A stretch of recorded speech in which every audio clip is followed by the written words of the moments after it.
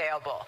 All of this is happening after former President Trump decided to unendorse you, sir, saying you had blown it by going, quote, woke, for not talking about what he says was 2020 election fraud. What exactly did the president ask you to do after the 2020 election?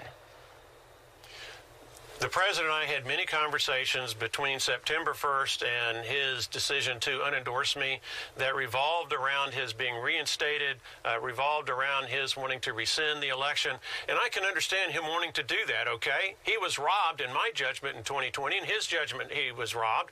And so I can understand that desire.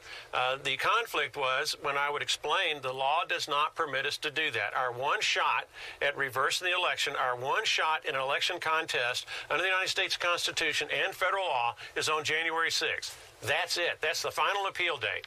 So anything we do after that has to focus on winning the 2022 and 2024 elections. We can use what happened in 2020 as a motivation to try to get better election laws, to use as a motivation to win in 2022 and 2024 to save our country. But what is now done in 2020 is irreversible under the United States Constitution and the United States Code. And I'm one of those who believes in law and order. I might not like it that that's the end game, but that is the end game.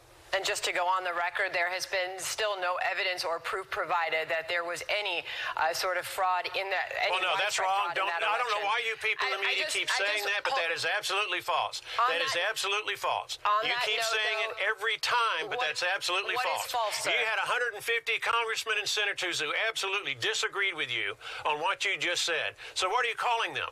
What are you calling them when you say 150 Republican senators and congressmen looked at the voter fraud issue and said there was a major problem? What are you calling the Commission on Federal Election Reform, a bipartisan committee with Jimmy Carter on the one hand and James Baker, Ronald Reagan, White House Chief of Staff on the other, back in 2005, who analyzed the systemic weaknesses, the systemic flaws in our election system, and warned us that elections are going to be stolen if we don't fix these problems, and those problems were not fixed. Okay. So I don't know who's telling you there's no evidence, but that tells me you haven't done your homework. I'm sorry, but that's the way it is. The courts and the judges that have... No, the courts... Wait, time out. Don't go into that. Don't go into that. All right, don't go into that. The courts do not have the... Wait a minute. No. I'm getting in the last word on this one because you just made a false statement, okay?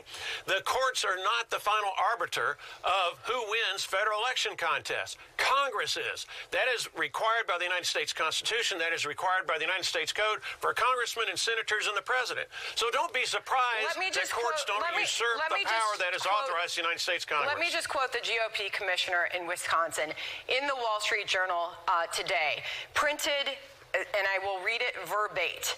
He said, there is no evidence that election fraud is the reason Trump lost in Wisconsin, and that is not for lack of looking. His advice to your party is to pivot away from these conspiracy theories, focus on the issue that affects Wisconsin families and their pocketbooks. Sir, I want to move on to January 6th. Okay, then look at the judge's opinion.